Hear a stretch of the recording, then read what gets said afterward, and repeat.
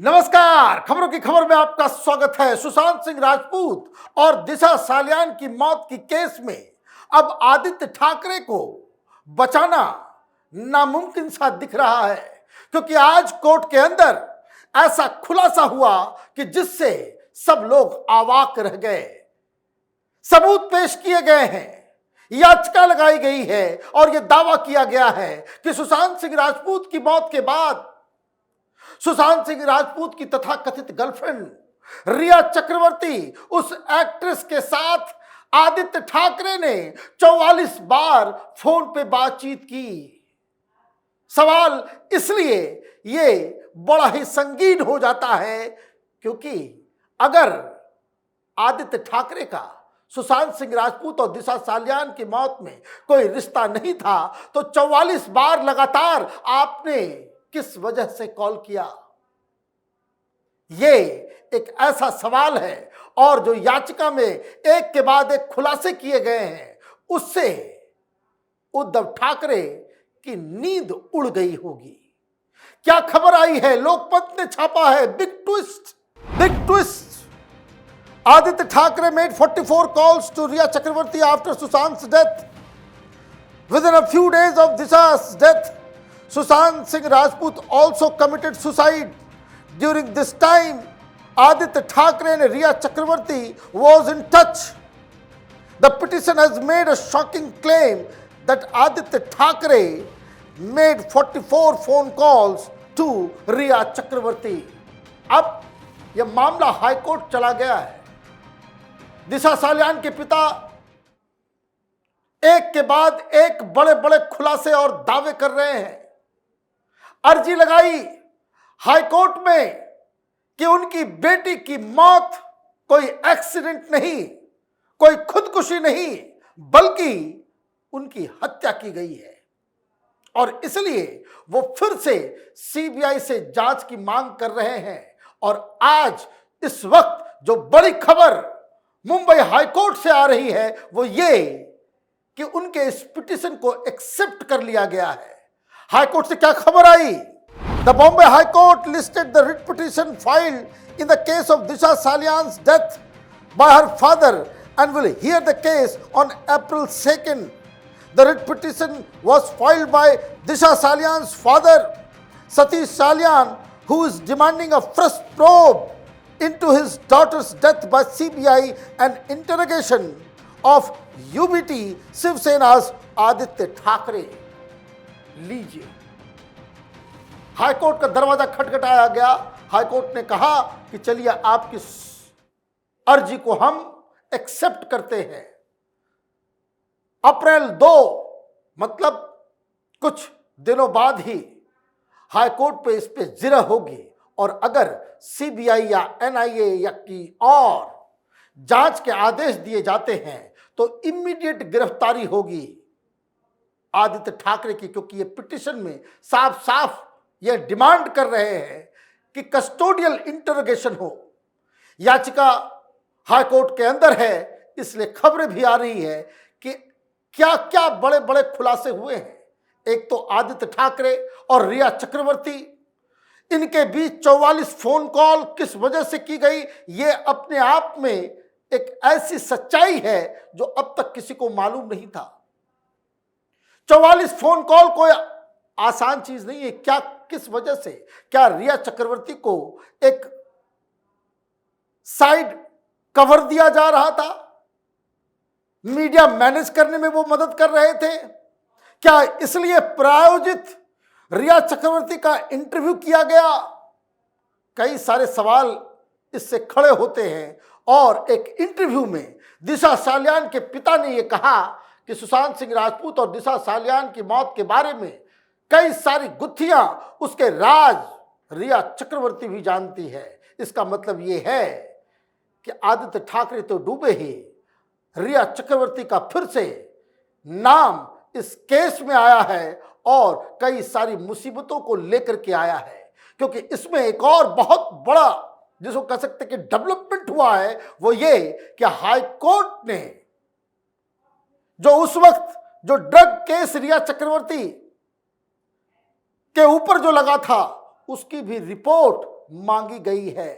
कहने का मतलब यह है कि एक बार फिर उन तमाम लाखों लोग जो सुशांत सिंह राजपूत की मौत की गुत्थी के बारे में, उसकी सच्चाई के बारे में जानने के लिए व्याकुल थे, उनकी आशा फिर से एक बार जगी है।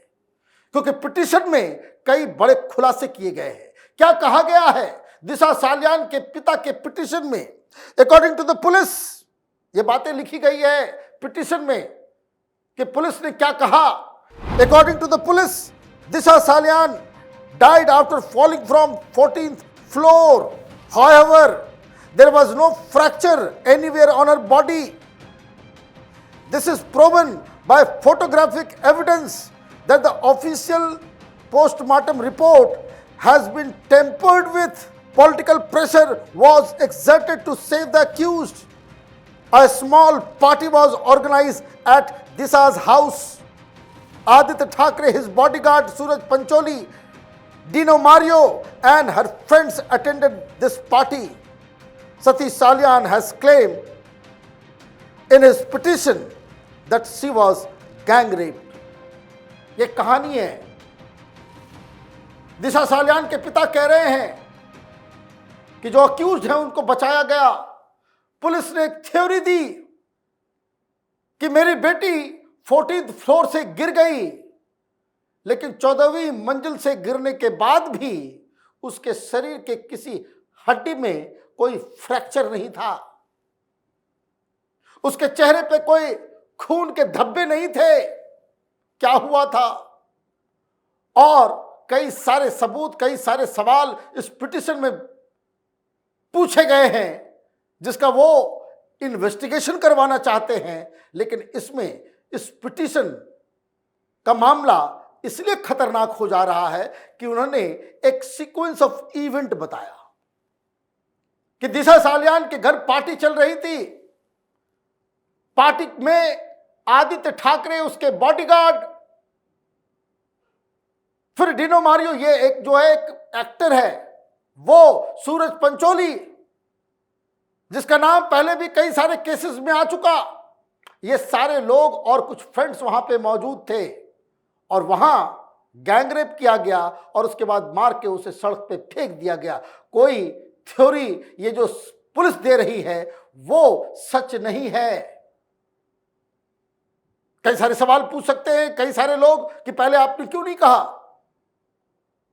तो पिटीशन में यह भी कहा गया, ये एबीपी के मुताबिक सतीश सालियान ने याचिका में कहा कि पूर्व महापौर किशोरी पेडनेकर, मालवानी पुलिस थाने के अधिकारी लगातार इस बात पर जोर दे रहे थे कि वो जो बातें कह रहे हैं वो सच है। पुलिस वालों ने घेर लिया। उद्धव ठाकरे के नेता और उस समय मेयर, ये लोग बार बार घर आते थे, समझाते थे, हमें कहते थे कि जो पुलिस कह रही है वो सही है, मीडिया वाले बेफिजूल कहानी बना रहे हैं। और हमने उस वक्त उनकी बात को मान लिया। इन्हीं लोगों ने मेरे परिवार को लगातार दबाव में रखा और नजरबंद किया था। लीजिए, एक तो बेटी गई और पिटीशन में यह कहा जा रहा है कि इन लोगों ने हमें घेर लिया, नजरबंद कर लिया। नजरबंद करने का मतलब बहुत सारी चीजें हो सकती है, टीवी बंद, ये बंद, वो बंद, सारी चीजें। और आपको बार बार ये कहा जा रहा है कि नहीं वो सब बेकार, आपकी बेटी की इज्जत उछाल रहे हैं अपनी टीआरपी के लिए। पुलिस ने सही इन्वेस्टिगेशन किया और एक शोक संतप्त पिता, परिवार, वो उस वक्त बड़ा हेल्पलेस, लाचार महसूस किया,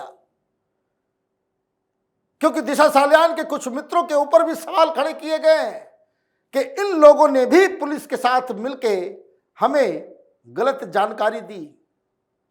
लेकिन जैसे जैसे समय बीतता गया हमें रियलाइज हुआ कि ये मामला कुछ और था।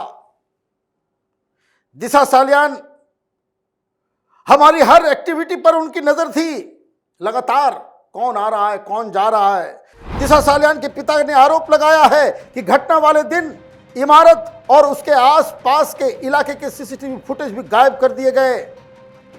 वहां मौजूद कई लोगों के मोबाइल लोकेशन और कॉल डिटेल रिकॉर्ड सीडीआर को दर्ज ही नहीं किया गया। इन सभी बातों के बावजूद मुख्यमंत्री उद्धव ठाकरे ने कोई कार्रवाई नहीं की, बल्कि उन्होंने घटना से जुड़े व्यक्तियों और भ्रष्ट अधिकारियों को बचाने की कोशिश की। इसलिए उनकी भी इस मामले में जांच होनी चाहिए। आदित्य ठाकरे के साथ साथ उद्धव ठाकरे को भी दिशा सालियान के पिता ने अपने पिटीशन में लपेट लिया। मामला बड़ा ही विस्फोटक होता जा रहा है। बॉम्बे हाईकोर्ट में यह मामला 2 अप्रैल को सुना जाएगा। बस एक ऑर्डर, एक दस्तखत और कई सारे राज दिशा सालियान और सुशांत सिंह राजपूत की मौत के मिस्ट्री में वो सामने आने लगेंगे, क्योंकि बहुत सारी चीजें दिशा सालियान के पिता को शायद मालूम होगा, उनके दोस्तों को मालूम होगा। खबर यह भी आ रही है कि वो जो 4 दोस्त जो उस वक्त उस पार्टी में मौजूद थे, वो लोग भी अब सामने आकर के गवाही देने को तैयार हो रहे हैं। कई ट्विस्ट एंड टर्न के बाद देर ही सही फिर से ये केस सही पटरी पर लौटा है। बस सीबीआई की तरह कोई घालमेल ना हो, कहीं पॉलिटिकल लीडर्स, पॉलिटिकल मास्टर्स ये ना करने लग जाएं कि हमारे बिरादरी का कोई बच्चा है, बचाने की कोशिश ना हो, राफ साफ हो। हालांकि ये कहना पड़ेगा कि आदित्य ठाकरे कह रहे हैं कि मुझे फंसाने की कोशिश की जा रही है, पॉलिटिकल फायदे के लिए मेरा नाम घसीटा जा रहा है। जो कुछ भी हो ये जांच से मालूम चलेगा।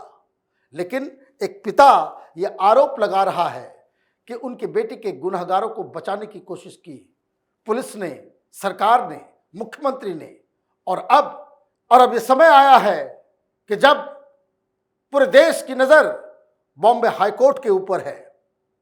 अब देखना यह है कि अप्रैल 2 अप्रैल को कोर्ट से क्या फैसला आता है। आप देखते रहिए कैपिटल टीवी। हमारे वीडियोस को लाइक कीजिए, शेयर कीजिए और हमारे चैनल को सब्सक्राइब कीजिए। धन्यवाद।